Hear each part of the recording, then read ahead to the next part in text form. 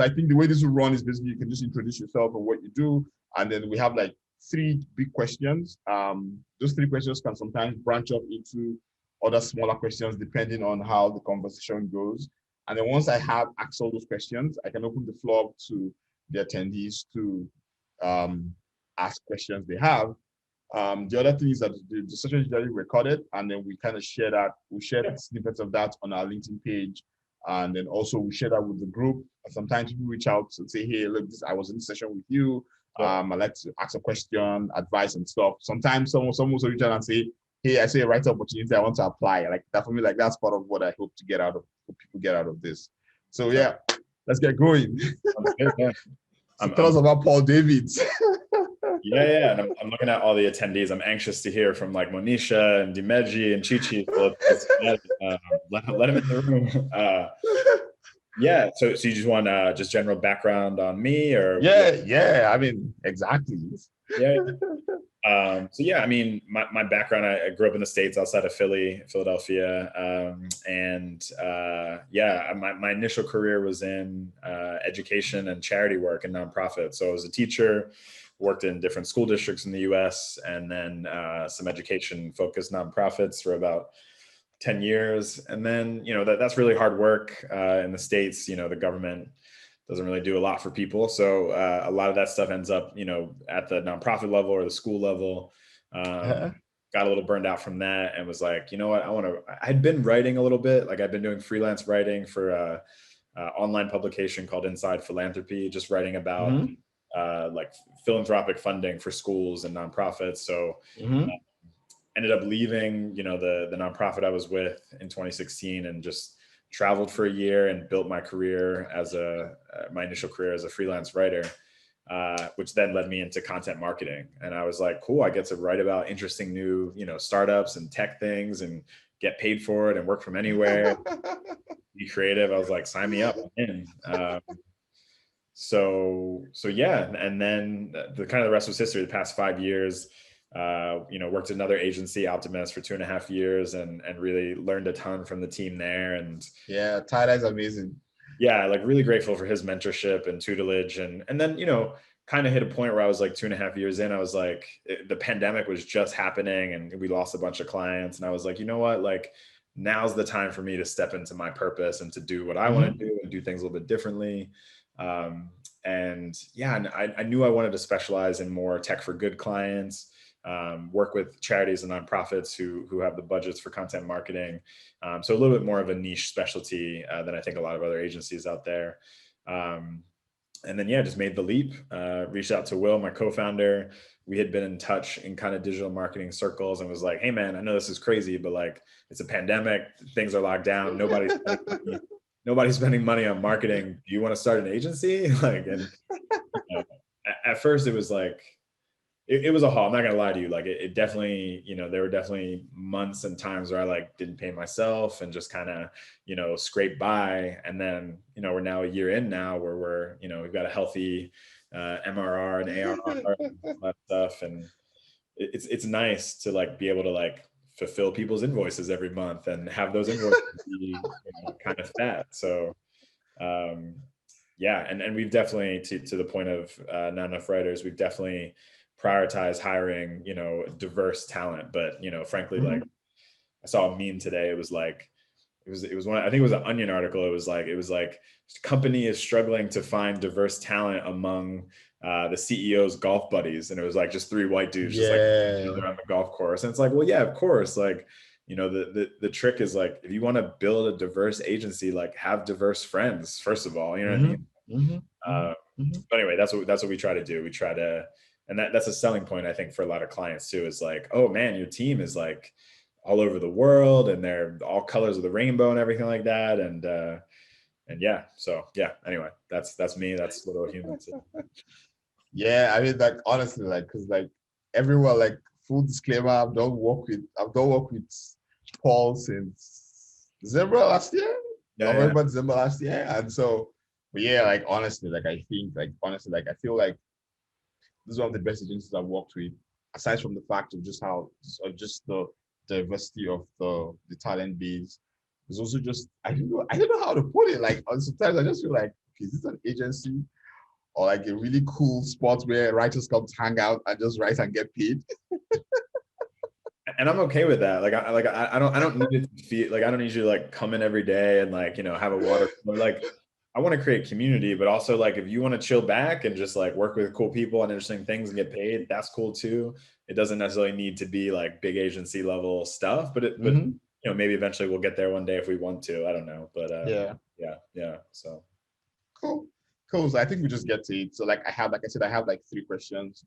I'll just try to see if we can keep this within an hour, get the most bang for the buck. So I think the first thing basically is just like, what's the lead for the topic of the days? So when writers are looking to grow, I mean, they're asking themselves, what skills do I learn to ensure that when I pitch to an agency owner or to an editor, I stand out of the clutter, because like so many content writers and content strategists and marketers in the past 2-3 years. Yeah. And like there's an article I saw at Animals, I've not read it yet, but he said you're a content marketer, not a writer. And so like when you see all those things, you start to ask yourself, like, so if you're starting out, what, like, especially like if you're trying to hire a writer now, like what skills do you look out for when hiring writers? And I would really like to talk about it from a inexperienced, mid-level, and experienced writers. Like what are you looking out for, and what are things that say to you, yeah, this person is different from the rest? Yeah. I'm glad you mentioned Animals too, because like I just don't pay attention to like competitors. Like I'm just like, I don't care what these guys are doing. Like I'm like, head down, let's do our thing. We know what we need to do. Like we actually beat them for a pitch. Awesome. One of our potential clients like sent us like a response, and they forgot to take Animals out of the email or whatever, and we're like, oh, we're going up against Animals, like we're not going to get there. We ended up getting it anyway. So Animals, no, I'm kidding. They're good people. I love their stuff, by the way, too. Really good stuff. Your question was about mid-level, lower level skilled folks or whatever, which I don't even like that framework, but like, what am I looking for? Honestly, like I think project management skills. The way we work is like, if we would love to have writers who themselves can basically manage the client, right? So and really the way it's structured is like, yeah, we'll do the brief for you, but once you get the brief, you as a writer are responsible for that piece all the way through. So you got to write it. If you do an outline, great. We don't need it, but do an outline, write it. Talk to the designer, give the designer really good ideas about, design direction. We have a whole guide for design direction that we built. Really own that, like, cause you're the brains behind the piece. So you gotta really own that piece, all the way through. And then, even to revisions, the client's going to look at it. The client's going to give you feedback. You got to respond to that feedback in timely fashion. And then after that's done, you got to finalize the piece. Sometimes you might have a hand in publishing it. So you might need some CMS skills like WordPress or something like that. In some cases we do that, but ideally, like I look to the writer as really the almost like the project manager or like the leader of each piece.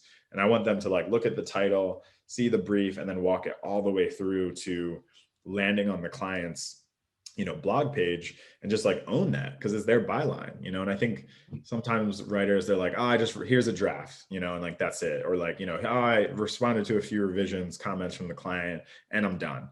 And they just kind of have a feeling like someone else is going to take care of it. And it's like, no, like you're the brains of the operation, you're the writer, like it's your ideas, your synthesis, your alchemy. So yeah, like just project management, owning it. Obviously, like good writing, like I think there's, you got to like nail the tone and voice of the client like really well. We've talked about this before, and that's hard. Yeah. And sometimes you got to have honest conversations with like, this tone of voice isn't for me. This subject area isn't for me. That's fine. But I want you to tell me that early. You know what I mean? Like tell me that as early as you can, so we can get the right writer in place there. Hitting deadlines, obviously, like it's just like, I especially with the pandemic and everything, like stuff is going on. And I think the good thing is like people are getting more upfront about that stuff. They're like, I have COVID, or, my grandma's sick, or, I just took a month and a half off to take care of my pops back in the States. Like shit happens, but you have to be able to pass the work to someone else, or just be really upfront about what your limitations are. And that's just, I think professionalism gets thrown around in some problematic ways sometimes that like Mhm. cuts out, a lot of different communities.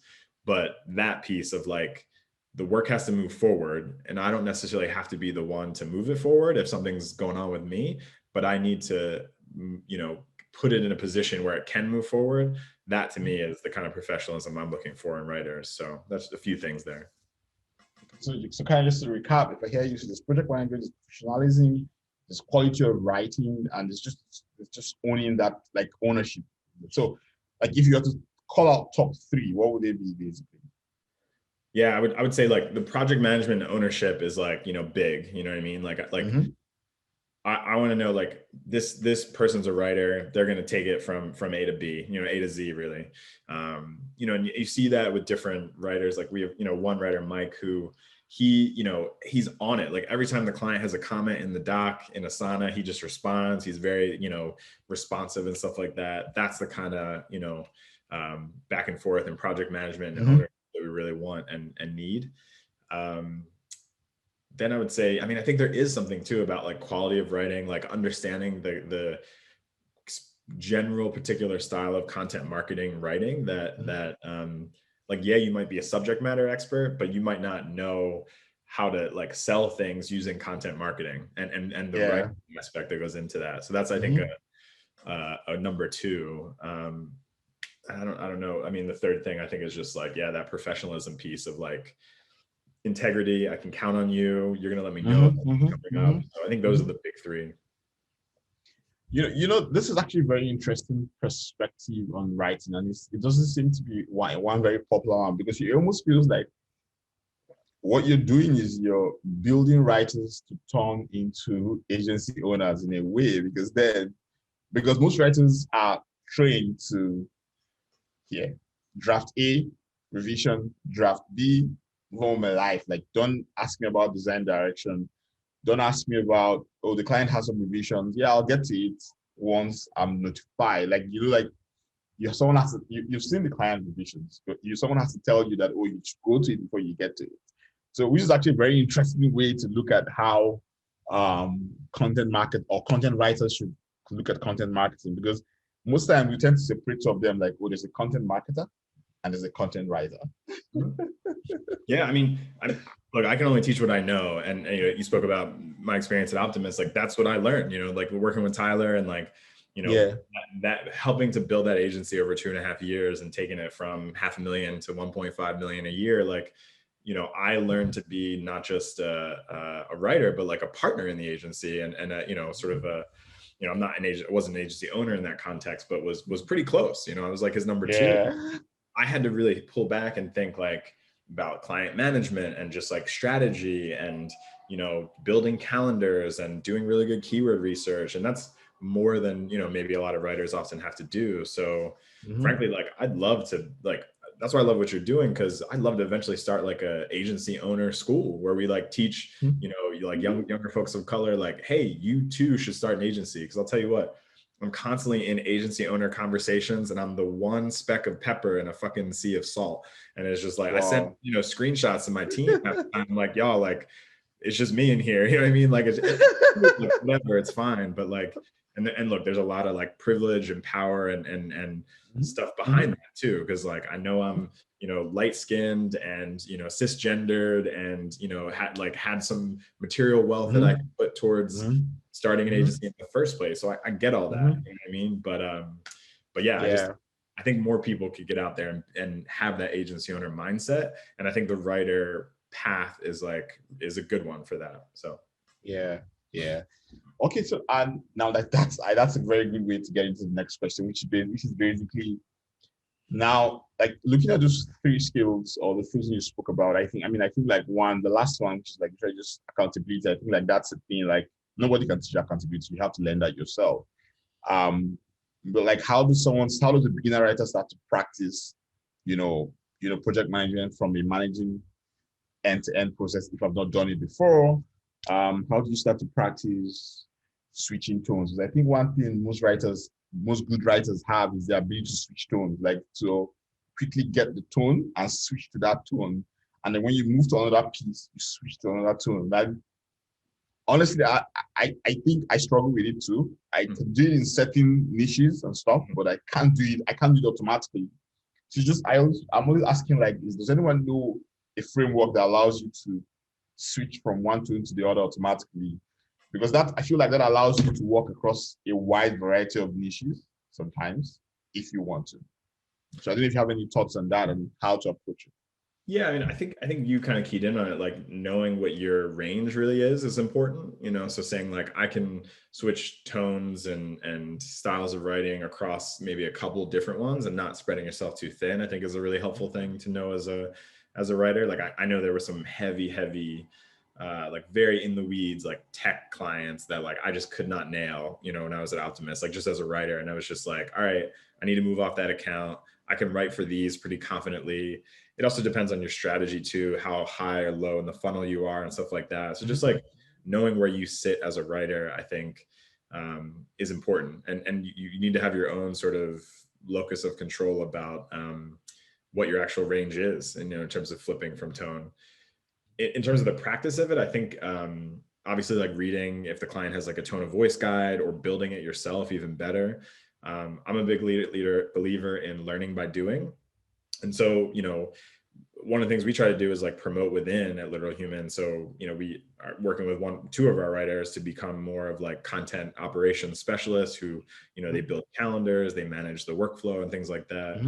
And I'm happy to give folks opportunities to do that in like little bite-sized chunks so they can learn by doing, you know, maybe with some supervision and things like that to support them.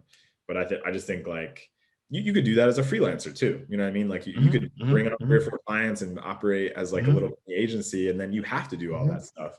So you can do it on your own if you want, but I think getting into like an agency or a collective or, you know, hybrid agency, whatever you want to call it these days, and asking for those opportunities or, you know, or just being in a place where those are consciously being delivered.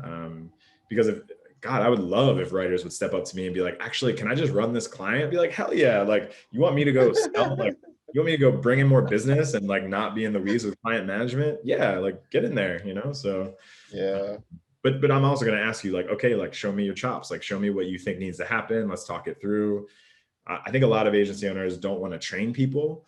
And I think that's like a big mistake. I think that's, they want people to come fully baked to them. And I think that's a big problem. It's a big equity problem too, because a lot of the folks who don't get the exposure, and you know, we know who the folks are that don't get the chances, and that they're underestimated and under mentored, and so that's no fault of their own, but it's like at some point somebody's got to teach somebody. You know, we can't all just agency owners who are like, I want the best all the time, top talent, like race to the bottom. Like it's just so yeah. That's interesting. I think so to also ask again, and so the good thing about running an agency is that it means that you do a lot of pitching. So you're pitching at one time or the other, and you also get a lot of pitching. So just gonna ask like,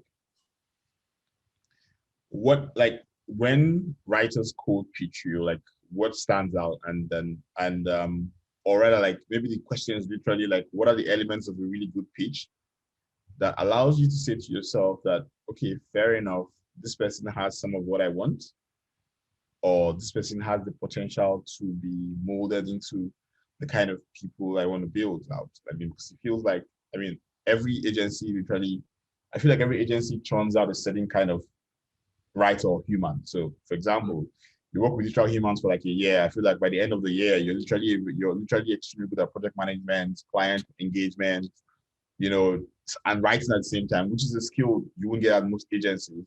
And so what kind of pitches do you, what kind of writers, when writers cold pitch you, how do you say to yourself that this person is someone who could probably fit into that kind of persona I'm looking for?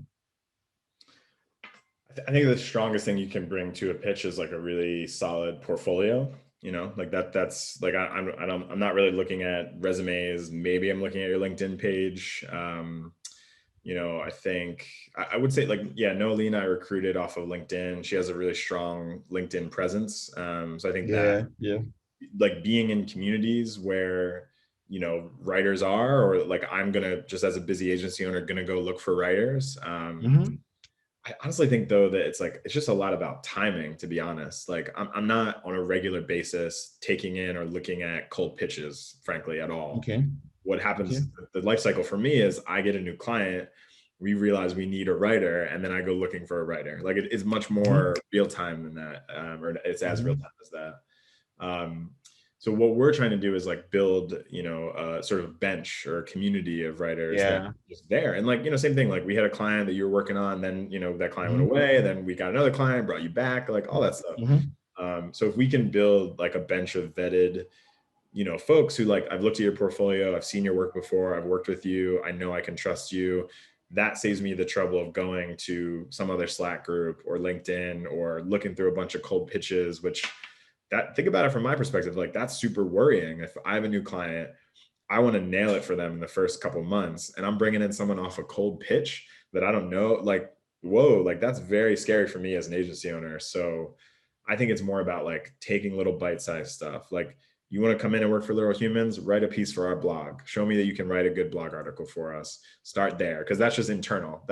I'll pay you, $300 to write a really good 1,500 word blog article. Then maybe I'll give you a test project that's actual client work. Then if you nail that, I'll onboard you into and that's not even a lot. That's 2 blog posts, basically, one internal, one external. Then you're on a full-time engagement, pulling down, a couple hundred to a couple thousand a month for one client, depending on the load.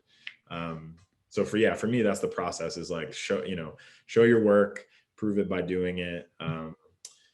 To me, it's just less about the pitch, but yeah, I want to see like a good portfolio, maybe a nice like personal website if you got it and you put some time into it. Any actual bylines that you have from places that you've written before is helpful. And then I would say maybe like, if there's a way that you can show that you're maybe more than just a writer, you know what I mean? Like I go back and forth on that piece, even because like some cases I just want a writer. Like I just want someone who's just going to crank out words. In other cases, I want someone who's a writer interested in becoming a project manager or a content operations specialist. And that's not always the case, but Yeah. So what I hear you say here is that there's a lot of value in just, aside from just saying, you know what, I want to be sending out cold pitches to say, oh, hire me. There's a lot of value in probably, you already know that, being very intentional about your presence on certain platforms. And if possible, if you see agencies that you feel like, oh yeah, I'd like to work for this agency, you could say, you know what, I think I probably want to write a guest post for you on, like, so instead of pitching, I want a job, maybe probably pitch a topic idea and say, hey, look, I think this topic would be a good stop, a good thing. It's a good look on your blog. What do you think about that? Like, that's a really good way to get into the door instead of saying, oh yeah, hey, I need a job. Like, provide value ahead of time, and then say, oh yeah, once they see the value, it becomes much easier to say, look, I think we have some space here on our bench, or we want someone to write, come write the test piece for us. That's what that's kind of what I hear you say. Like, that's a big thing for me. Yeah. 100%. I mean, if you came to me and were like, hey, I looked through your blog, I noticed you don't have a piece on, ed tech. Can I write it for you? I'd be like, hell yeah. Oh my God. You did your research. You're feeling a need for me. You're providing value. Like, yes, absolutely. So let's start there. And then if you do a good job, you're on our bench and we can pull you in for future ed tech clients, for example.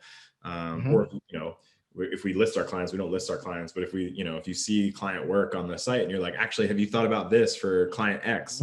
Oh my gosh, like that's amazing. You're adding value. So yeah, I think start there. That's a two-way benefit, because that goes in your portfolio. You know what I mean? So just doing it for me, you're building out your portfolio. Makes sense. Makes sense, actually. That's a good way to look at it. I think at this point in time, I'll just see even if you have questions. I think someone raised the hand up already. Yeah, sure. So what's your long-term plan for Literal Humans? Good question, man. I'm just trying to like tread water, stay alive here, pay the bills, keep the lights on.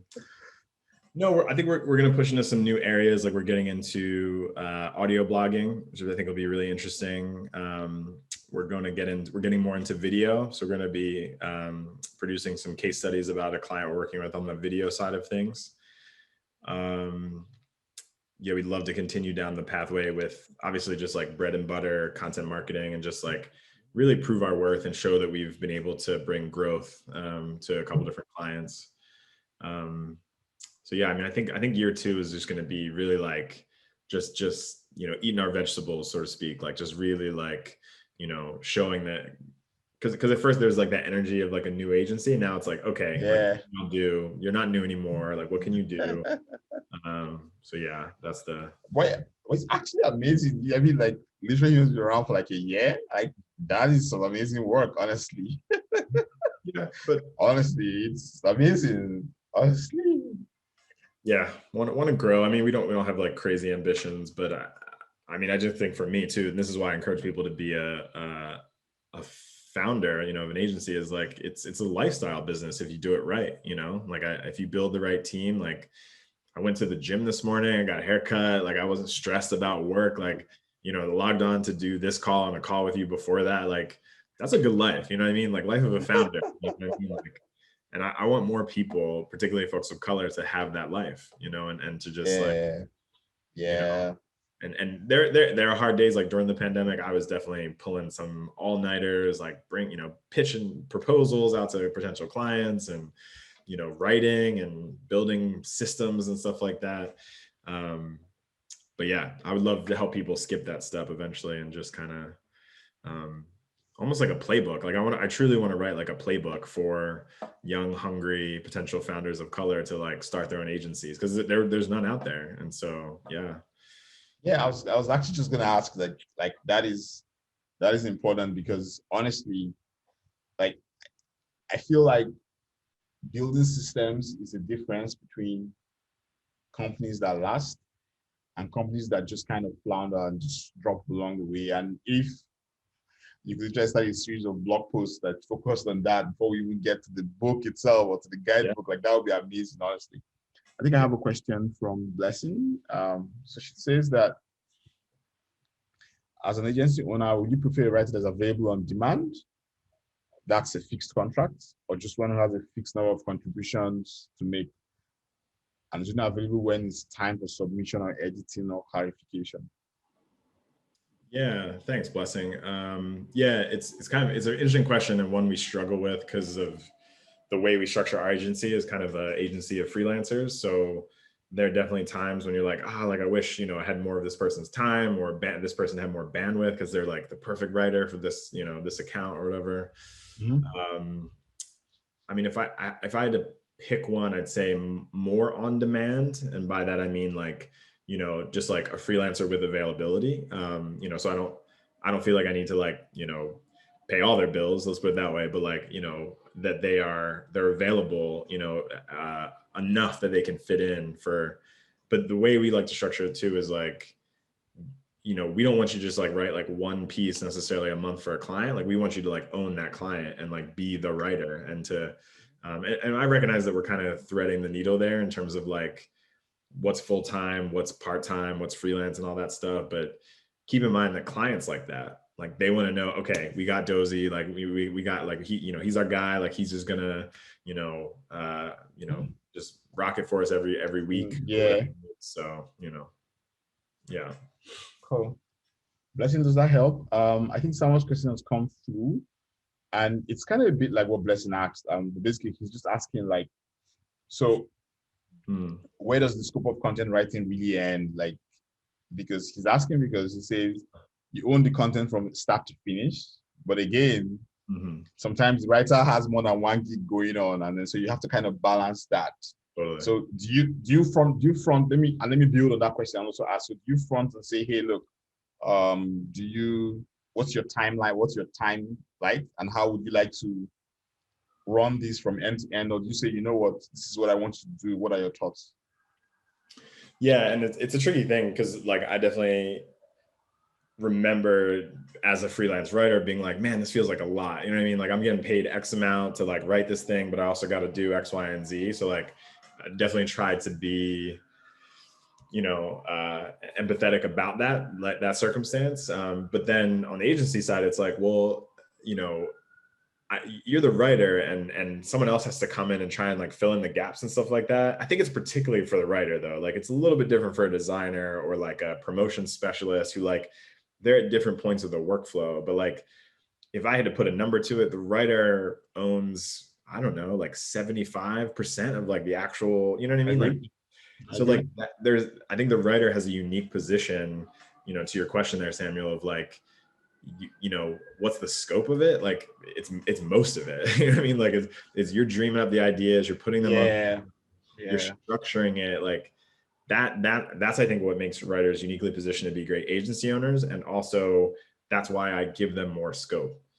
Because it really is truly more their piece than it is the designers or the person who briefed it or anyone else really. To be more specific about that, Samuel, I'd say like I don't always want writers to own the brief. I kind of like that they don't own the brief. I like doing some of the strategy and getting that out of the way so they can focus on, okay, this is a good brief and I can execute on it. And I'm totally open to feedback about improving briefs and making them better. But I'd love to hand you a brief and then you own it from receiving the brief to it gets published on the client's website. Like that to me is the scope ultimately. So Yeah. So it's almost like a good analogy would be like the writer is almost like a carpenter who literally just couples everything together, takes it to the painter paints it, takes it to the person who's polishes it, you know, midwives the furniture through the process all the way to the end, and then says to the client, hey, here's the chair that you wanted. yeah, because like I mean, it's also a bit self-interested for writers too. It's like you want that URL, you want that byline. You know what I mean? Like you want to put that in your portfolio. Hey, I baked this thing all the way through. I got a brief. Maybe the brief was shitty, maybe it was good. I don't know, but like you made something of it. Like so, you should want to see it all the way through to that point. So to me, that's the Yeah, scope. yeah. And then this another question, this is a very interesting one. Just Timmy Tayo here, jumping on your playbook for an agency conversation. Um, One is what would you consider the most important skill for anyone who's planning to go down that route today? And then two, I assume you evolved from a writer, content marketer. How did you make that transition to agency owner, and what was the journey like? So, like, two questions. Yeah, no, these are great questions, Tayo. Thank you. Most important skills for anyone who wants to go the route of becoming an agent, of like the agency playbook, becoming an agency owner. Man, I mean, it really tests you. Like I think the biggest shift, and this is kind of getting to your second question, is like you need to change your mindset from being an individual contributor to being a conductor. Like you're not just playing the violin, like you're conducting the violin and the saxophone and the harpsichord and the drums, like whatever else. And that's something I'm constantly running into is like, man, Paul, you have to pull yourself out of the nitty gritty and trust your team and bring in the right people and not just try and do everything. You need to create the environment for people to do the stuff. But so I think that's a really important skill. There's a really good book along those lines too called What Got You Here Won't Get You There. It's by Marshall Yeah. Goldman. And it's just so real, man. It's like you can't, I think about this from the teaching context, at least in the States, like, we it's silly, but we make people, who are teachers, say you're a good science teacher, all of a sudden you teach for 10 years and then all of a sudden you become a principal, which is basically, you're the CEO of a multi-million-dollar company, that's basically what a school is. Like, that's wild, like you don't build the skills to get there. So similarly to your question, Tayo, I think it's like becoming a conductor and understanding all the pieces that need to go together. So who am I going to get to write the briefs? Who am I going to get to write? Who am I going to get to design? Who am I going to get to promote pieces, on the back end? Do we need a paid social? And like just having that broad vision of like understanding the different pieces. Working in an agency definitely helps with that, I think, and understanding, what a typical agency framework is. But it's kind of like you need to know the rules so you can break them, right? So like I had to work in an agency, and even an agency that was very non-traditional, to understand that I could start my own agency and do it a little bit differently. In some ways it's the same, in some ways it's different. So there's that. And then how did I make that transition? What was the journey like? Yeah, I mean, the transition comes with a lot of help, like you bring in people so I brought in a co-founder who is a complement to my skills, who's more of like a digital strategist and like a paid social specialist. I don't do any of that. I don't even know how that stuff works, honestly. I just know it pairs nicely with content and writing. Um, so knowing what your limits are, finding people who are complementary to your skills. We brought in Derek Annabelle, who are incredible designers. That again, I think designers are fucking magical wizards. Like I just don't even understand how they put colors and shapes together the way, like my brain doesn't work that way. So find yourself some magical wizards. I'm not gonna lie, like save money. Like I had to invest my own money to like build an initial website, to pay designers to design something that looked credible enough to recruit big clients, because clients are gonna look at your website and be like, we don't know if I can work with them compared to like animals, for example, Yeah. So you do have to invest and save up and, put some money up front so that you can make money on the back end. Trying to think of other transition pieces. Yeah, I mean that's the high level. I mean, I guess the other thing I'd say too is like just be smart about like who you bring in when. This is a big one. I think there are folks who are like ground floor startup day one early team folks, and then there are folks who are not. And you just have to be like straight up about who's what. Like and you have to, like, those early folks have to be really flexible, really down for the ride, in it for the semi long haul. But you get some folks who are very uncomfortable with that kind of change and transition and stuff like that. There's a lot of privilege and stuff in that, obviously, but just making sure you have like the right team for the right time. That's like the biggest advice I would say. Yeah, cool. She also says your website is gorgeous, by the way. I agree. The Yeah. website is amazing. No, we had like And Nina, then, developer, Derek and Annabelle, our designers, like they're just, yeah, that's all them. They're incredible. So yeah, so I did two other questions. This person's anonymous. I suspect I know who this is, but I'll just let it go. I don't see him So here. she's, although I think this is in the Q&A. I'm wondering what Okay, you can say that. Yeah, not the chat. okay. Yeah. So thank you for taking our time for the chat. Yeah. I'm curious though, what makes an article a good one? So for instance, when you look at a 1500 word article, how do you judge it? I mean, she says, he says, or Yeah. they say, I understand that this might be subject to different factors, but like, what's your like general overview when you look at an article? Like, how do you say, oh, this 1500 word article is a good one?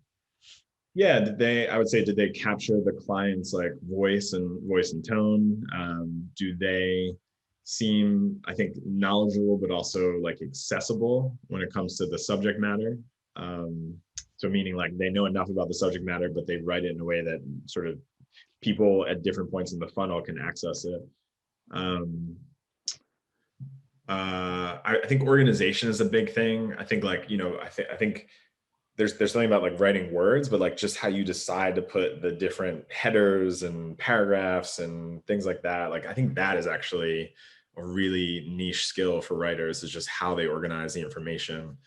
The flow, I think the flow is like fascinating. Like it's truly like poetry. Like it's really, I mean, it's prose, but I That's find what skill. That skill is important. Like it's extremely important for writers, honestly.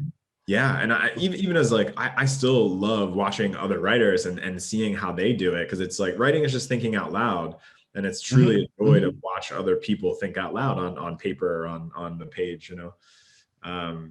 So I would say, yeah, your tone and voice matching the clients, your flow, your organization, a little bit of subject matter expertise, and then the last thing I would say is like the content marketing bit is like understanding that you need to write towards the intent of the piece, meaning like, what is the client trying to do with this piece? What are they trying to sell to who? How are they trying to do it? We had an instance the other day where, a writer wrote a piece for a client that basically like sounded very doom and gloom about the thing that the client was trying to sell. So we had to totally revise that. It was like, and it was about like, I think it was about like Facebook ads or something like that. And the client like sells Facebook ads. And it was like, well, you can't write about Facebook ads and the change to iOS 14 being like, because that's not going to make people want to buy their services. You have to, the intent. Yeah. There's like, that's like a meta like content marketing thing of like, like real content marketing, good marketing is to facilitate sales. Yeah. And so we get all up in our heads about marketing all the time, like, oh, marketing, like blah, blah. You're there to help sales. Like, let's be real. Yeah. You know what I mean? Like, let's be really real. Yeah. Like the sales team should be able to take your shit and turn it into money. That's Yep. like marketing at its best. Like, Yeah. I mean, like we're all in all the art and everything, but at the end of it, when we still look at the science, like are numbers coming in? Are you making sales with that? yeah. And Are you then I converting, think this you is know? the last question at this point. I'll see if someone else. But basically, Joy says, Mm. what's your advice for a writer looking to diversify into other niches, industries? Like, so like, just to give some context, I think I kind of know Joy. She writes tech. She writes really technical articles at this point in time. So I'm assuming she's asking, like, to someone who's writes technical articles, how do you start to switch from writing technical articles, for example, to start writing B2B sales articles or B2B marketing articles? Like, how do you make that transition? Does Joy do anything with programmatic advertising by chance? Because we're looking for a writer with skills in that area. Joy. No, We get answer that. I can make an introduction later. Yeah, That'll yeah. be cool. Yeah, I mean, I would say look for adjacencies. So I think I'm trying to think of like a specific example, right? But like, I think I was benefited like coming in as someone who wrote about education because so much of content marketing is educating people, right? And I think so that I think lent itself to writing about like branching out from education into health tech or fintech or whatever. Like in fintech, it's financial literacy. In health tech, it's health education, you know? And so I came in, I was like, well, I know education and that's, you know what I mean? So I was able to start writing in those other areas because of that. I think the same could be applied to other, you know, niches and industries. You know, maybe for example, if you're writing about health tech and you want to break into, you know, maybe something that's like hardware related or like medical devices, for example, like that to me would be like if you go from a health tech app to medical devices, like that's an adjacency, for example. So look for those. Honestly, I think a lot of agency owners are willing to give you a chance. Like I would be if you like, I'm honestly not that fussed about subject matter expertise. And here's why is because like I think a lot of clients are, but if you show them that you can do it, that you can learn up and execute fast and efficiently in their subject matter, they don't care. They don't care if you have a 10-year background in health tech or if you have a, you know, 10-minute background in health tech. If you can learn it up quickly, and I would say back to your question about writers, like people who can learn and synthesize information quickly, efficiently, effectively is a major skill, major skill. So yeah, just ask, Joy, like just ask if you can, hey, I've been writing about health tech. I actually want to get into ed tech. Like here, I think maybe I should start with this piece that's about like the intersection of health tech and ed tech. Like, yeah, sure, write it, please. Like, you know, health tech, you want to learn ed tech, why not, you know? Cool. Thank you so much, Paul. Yeah. Does anyone else have questions? I think we've tackled almost all the questions or all of it. And if there are no other questions, I think we'll just give Paul back 8 minutes of his time. Okay. Yeah, thank you so much. Honestly, like this has been amazing.